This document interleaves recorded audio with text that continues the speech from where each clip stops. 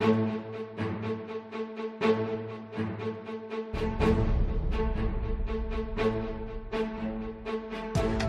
My name's J.C. McCauley. I'm Naisha McCauley, and you're watching AccessTV.org.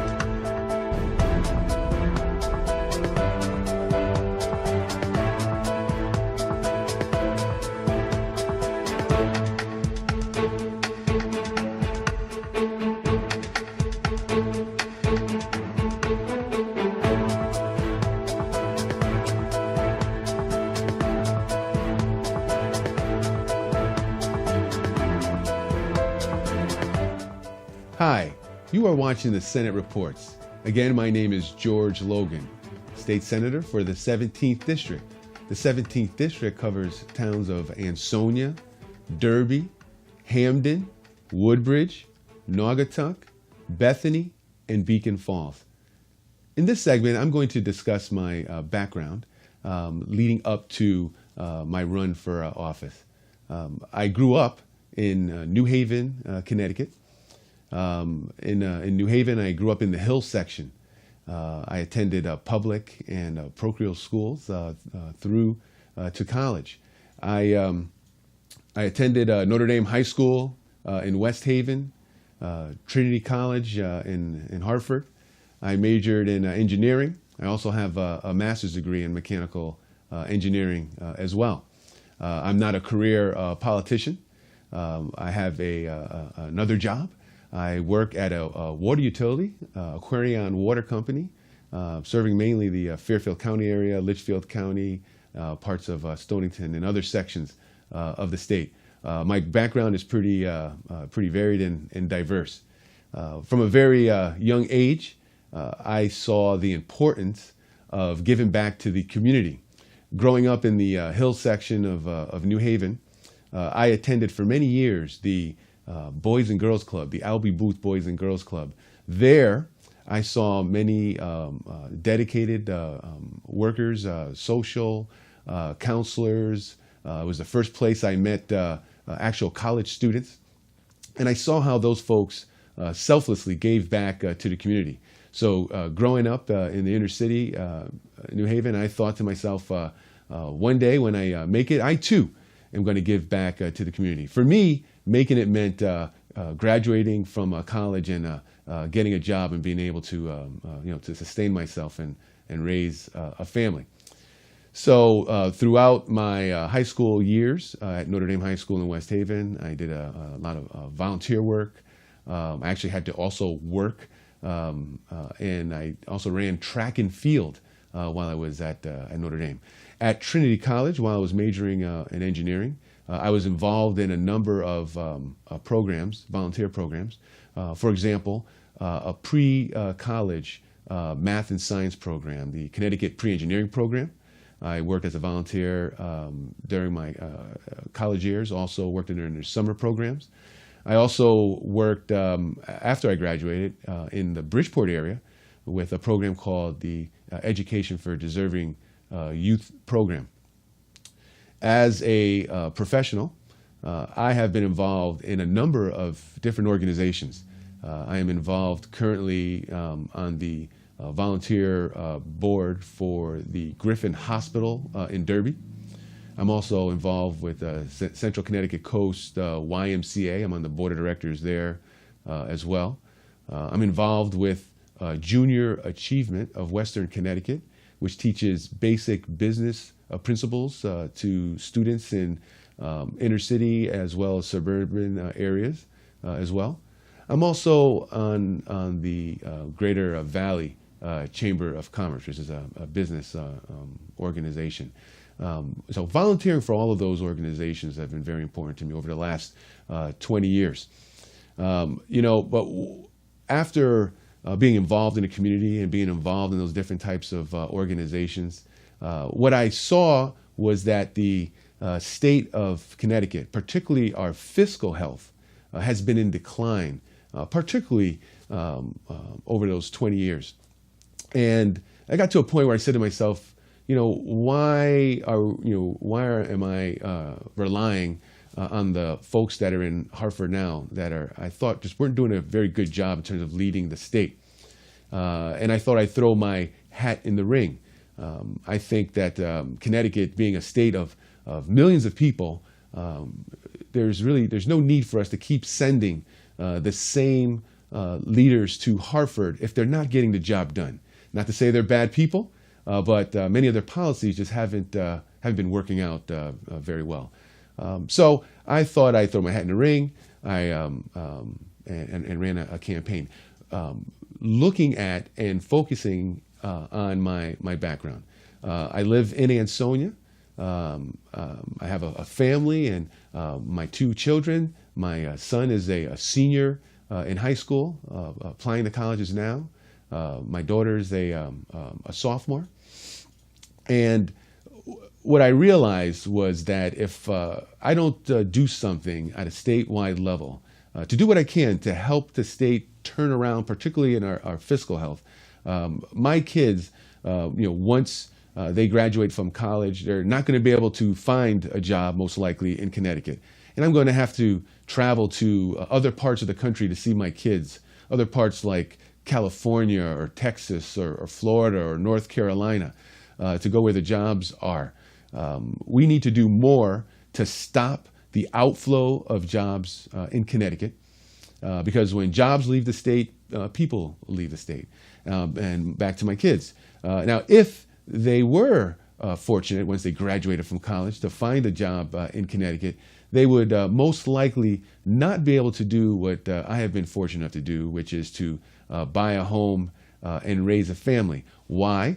Because taxes have just been going up exponentially for the last 20 years. The mill rates in most of our towns, particularly around the urban and suburban communities, is sky high.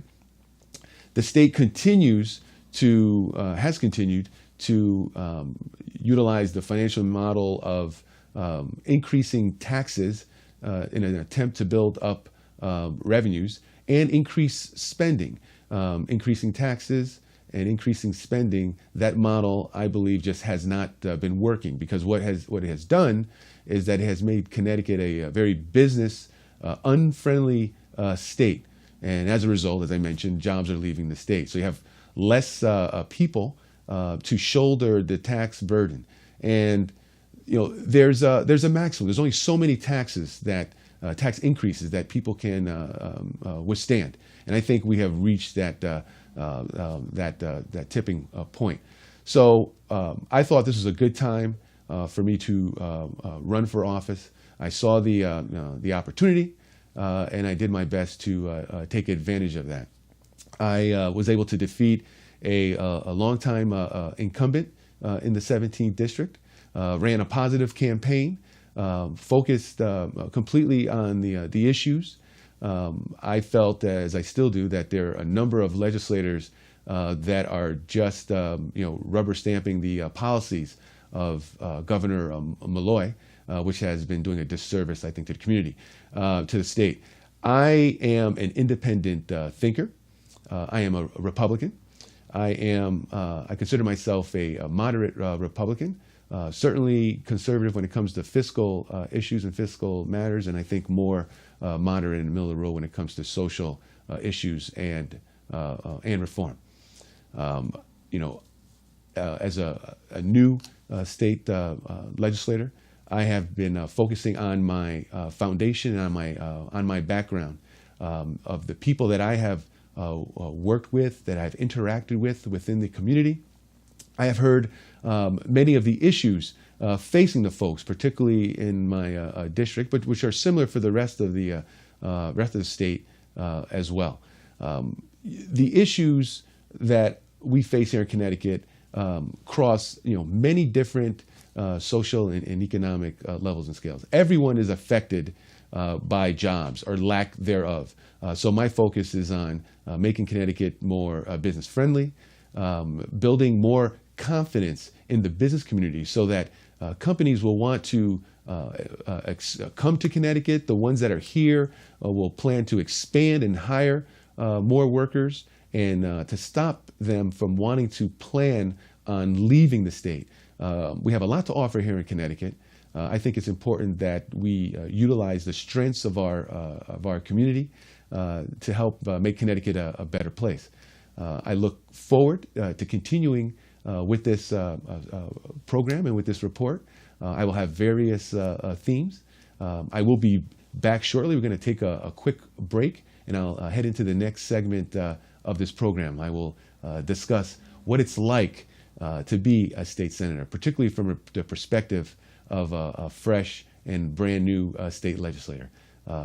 Join me in a few minutes. I started skipping school at the age of 7. My mom didn't realize until she actually went to go pick up my notes. And she realized I was getting left back. After that, I started hanging out with the wrong crew. I ended up in jail 3 times. Parents, what I'm trying to say is keep on top of your kids.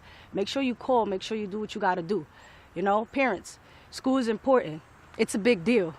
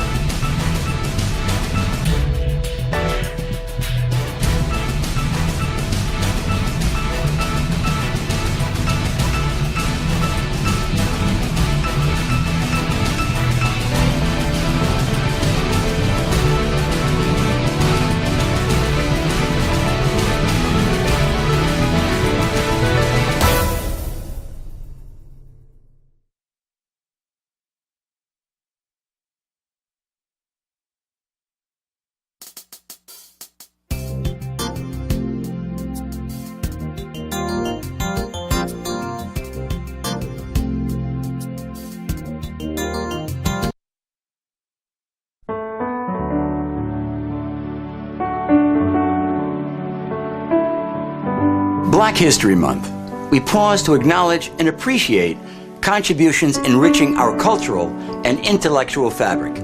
Keep it coming. We are the members of the Saturday Boston Dance Theater, and we celebrate Black history 365 days of the year.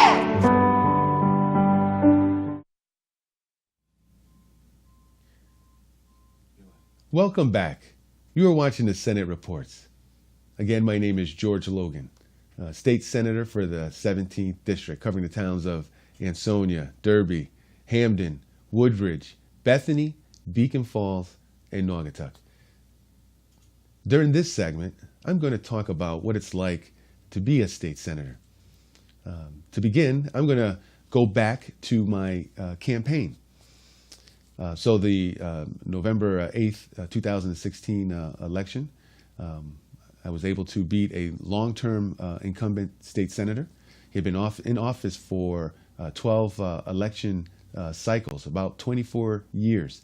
When I started my campaign back in December of 2015, I took a look and I saw that my biggest challenge was name recognition.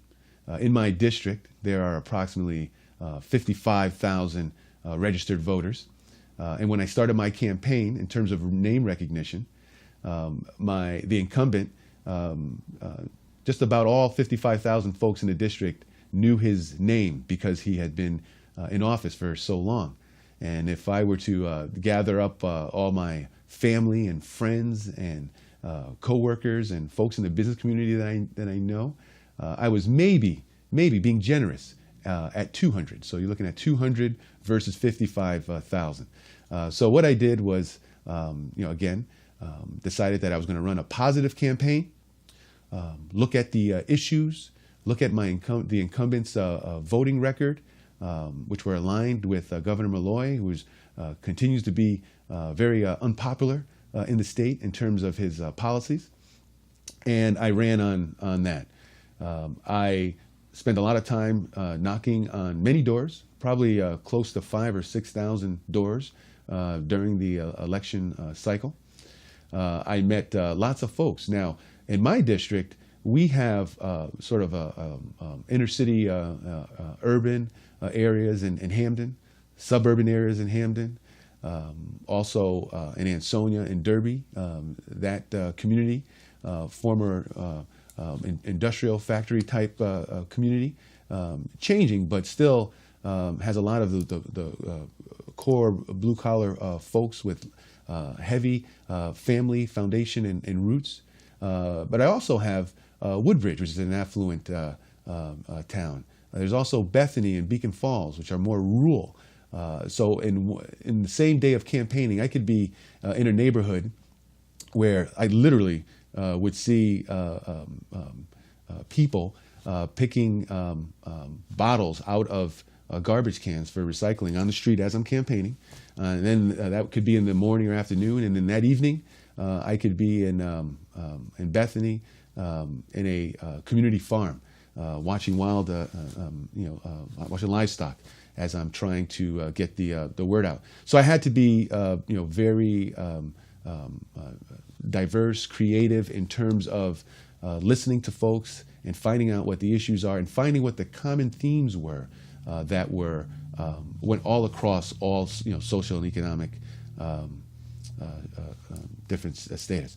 Now, when I took a look at that, the common theme was jobs, it was security, it was fear of when's the next tax increase coming, when is the next company leaving the state. Those themes were common throughout all of the 7 towns. So I focused on that. When you take a look at things like the mill rates in the different towns and the effect that it has on people's ability to afford where they live, it affects folks that are looking to buy homes. It affects families in terms of their planning, because a lot of families were planning on leaving the state. So during the campaign, I said, look, why don't we send off some of the incumbent politicians in Hartford who aren't getting the job done? Why don't they leave, and why don't you stick around, and let's just make a change in Hartford. So the campaign was a tight race. I knew if I was going to be victorious, it wasn't going to be by a landslide. And we were able to peak at the right moment. There were about 41,000 votes cast in the 17th district, and I was able to garner about 21,000 of those 41,000 votes. So I didn't win by a large margin. I have a lot of work to do to win over the other half of my district that perhaps did not vote for me. So far, I have been doing a lot in terms of getting out to the community. As a state senator, for example, I have coffee hour every first Friday of the month. I'm at Three Brothers Diner on Dixwell Avenue in Hamden. Every third Friday of the month, for example, I'm at the Valley Diner on Route 34 in Derby, meeting folks and hearing what the issues are in Hartford. So as a state senator, my role is to make sure that I'm focusing on those issues that are important to folks in my district. The last thing I would want to do is to be in Hartford focusing on issues and bills and topics that are not of the greatest importance for folks in my district. What I've found that focus on jobs and taxes is still a priority. The budget is a huge priority. In Hartford, as a senator, a regular day, although I found that a regular day in Hartford is hectic. It's busy, but it varies. I am on 5 different committees, and as a result, I have to do a lot of committee meetings. For example, there are a number of bills that are proposed in the thousands, literally, that are proposed, and they are assigned to various committees. I have to attend numerous bill screening meetings. That's where we take these ideas for bills and we go through them and we see if they warrant going to a public hearing. Now, a public hearing is where the public and the community is given a chance to testify in writing and to come in Hartford in person to testify before the committee on issues of importance and to give their take on whether a bill or an idea is something that they think the legislators should support or oppose. As a state senator, my committee assignments are the following. I'm a co-chair of planning and development, which is mainly involved in terms of a lot of the regulations and rules and laws that municipalities have to deal with and are faced with. There are a number of issues that we're dealing with, but one of the bigger issues that we're dealing with is crumbling foundations in the eastern part of the state. There was some defective concrete that was used for seemingly hundreds of foundations that had this material called pyrrhotite, and it's causing all kinds of problems and wreaking havoc. So as a legislator in the Naugatuck Valley and Hamden area, that is not, for example, an issue that we're dealing in that part of the state. However, there could be ramifications to everyone living in the state of Connecticut, because this could potentially be a $1 billion or more problem or fix. So that's one committee that I'm on. I'm also on the Public Health Committee. I'm a vice chair there, have a leadership role on that committee as well. One of the focuses on that committee, for example, is obviously healthcare is very important.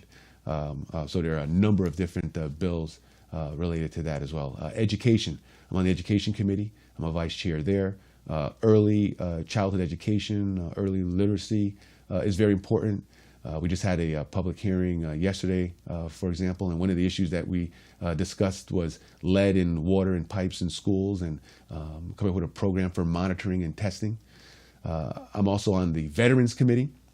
So veterans' access to health care is one of our focuses, very important. We're also looking at making sure that funding for funeral service in terms of the 21 gun salute maintains, because it looks like the governor's budget was looking at taking that out, and that would be, I think, a disservice to veterans and their families. I'm also on the Regulations Review Committee as well, looking at regulations in terms of modifying them and that sort of thing. So at the state Senate level, I'm in a lot of meetings, meeting a lot of folks within my district and in Hartford. Many times I have multiple public hearings and multiple meetings at the same time, so it's a big challenge in terms of juggling my availability. But it's been very exciting. I'm certainly looking forward to the journey forward, looking forward to providing more reports and giving more updates in terms of progress and more specific details. It's been a great pleasure so far to serve the state and the community. We're going to take another short break, and then I'm going to talk about some of my goals and objectives in the Senate.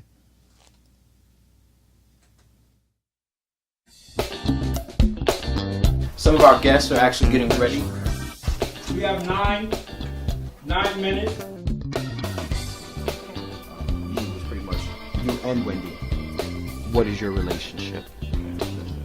Wait, I didn't even get a chance to smile. Both sheets are out, right? I feel so blessed. I'm right away. Always go with the flow. Wendy, do you want a Ms.? I'll go like this. 7, 8, 9. Burr.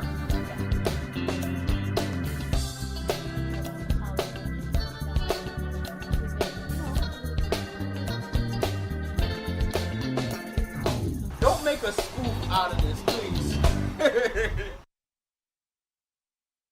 My name is J. Stan McCauley, and I do business as Light Source Productions. I provide professional services in the area of strategic video communications. First, what we do is we help you craft your message using what I call the rule of the 5 W's: who, what, when, where, and why. We do event documentation, content acquisition, full-scale productions, editing, and of course distribution through our social media television network. And with social media, Video is more important now than it has ever been. Whether you're talking big business, small business, nonprofit, church, or just an individual. Let's say you plan you're planning an event, a wedding, whatever the case may be. But let's say a big event, but no video. And you spent all this time, all these hours to put this event on, and maybe 100, 200 people attend the event. But more important than that is that thousands could attend by watching it on social media. But of course, you don't think about this until after the event is over. You can't afford not to capture it for social media. And despite what people think, I am affordable. Give me a call. Let's plan your next video project and share it with the world on my social media television network. I promise you that you will have the attention of one person, me.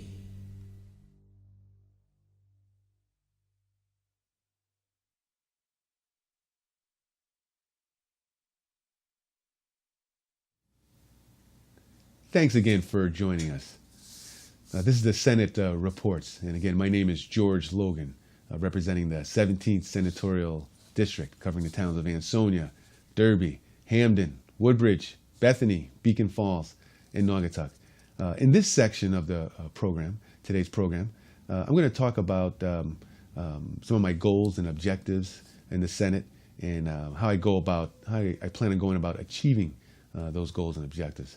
I will start with by, letting you know that I am a Republican state senator. This year we are in a unique situation where the Senate is currently tied at 18 Republicans and 18 Democrats. That has put us in a situation that we have not seen in over 100 years in terms of the Senate being equally divided. The legislature has been mostly run up until now by one party, by the Democratic Party, that being the House of Representatives, the Senate, and the executive branch for several years now. So this is given a great opportunity and really forcing all legislators to work together to solve the common problems of our state. I am a freshman legislator. I am new on the political scene, but with my background, I loathe partisan politics. I think it's important for all voices to be heard. I think it's important for folks on both sides of the aisle to work together to solve the very important issues of our state.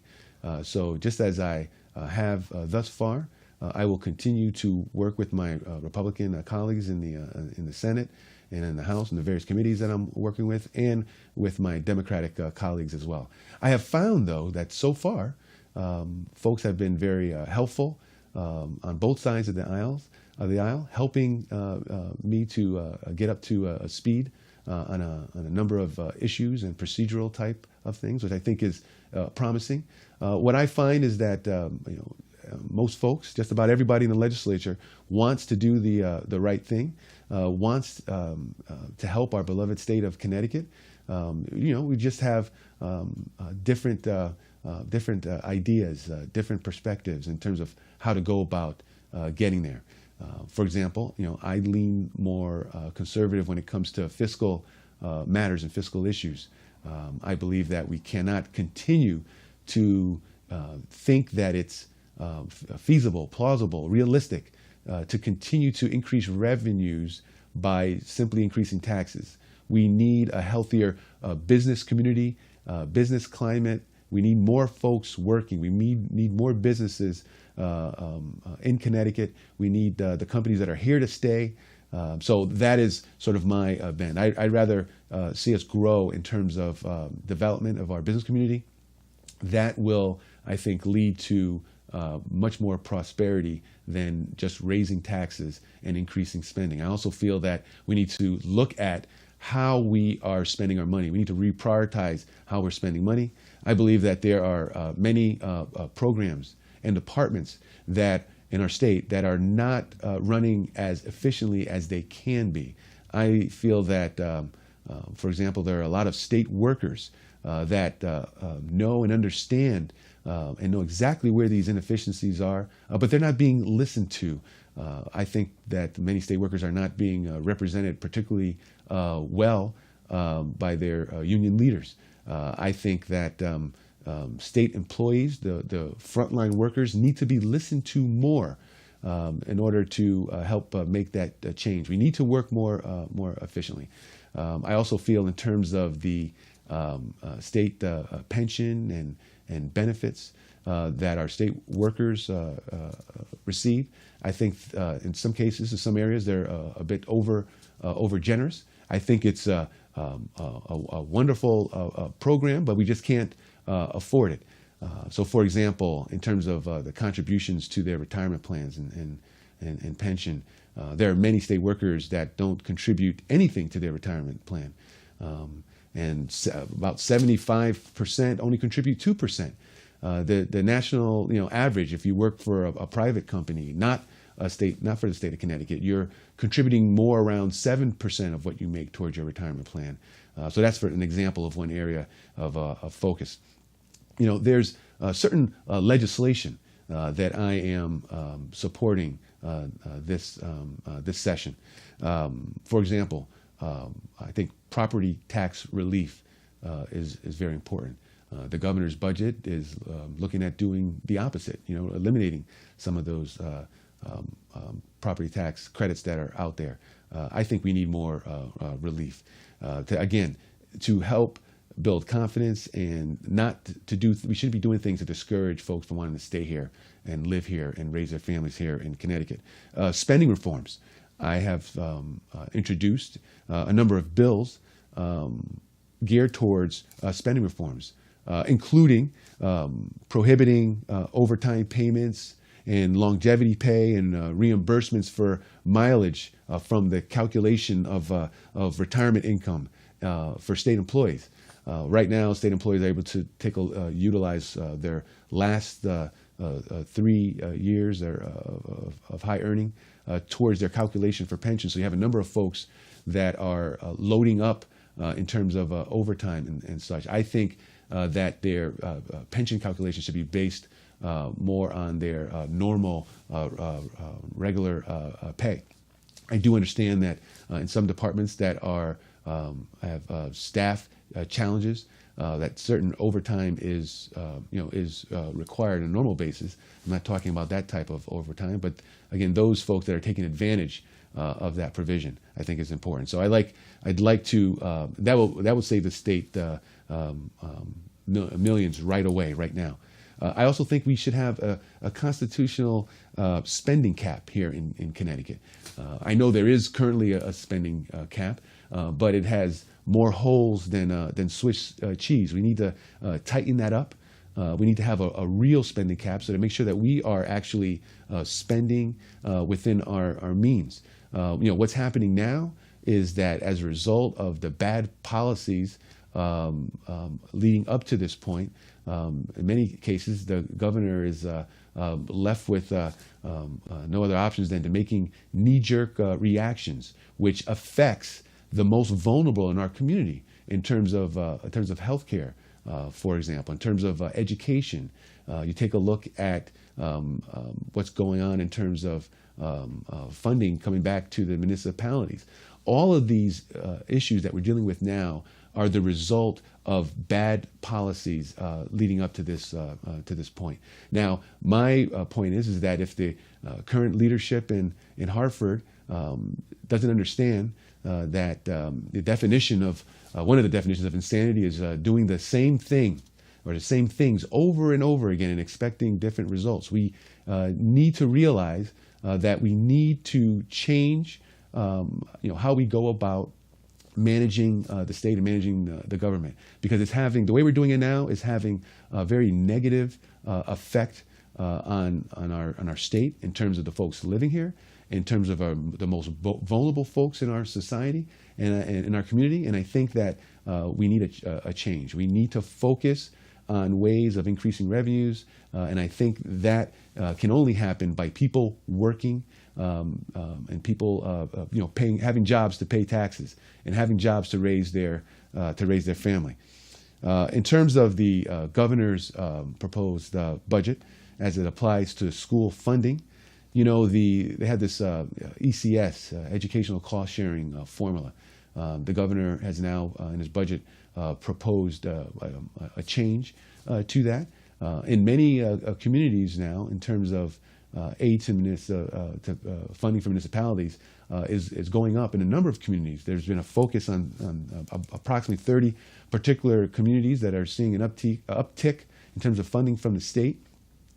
But it's at the expense of other communities that, in many cases, have been run well over time, and they're being looked at to shoulder more of the burden for some of those our distressed communities.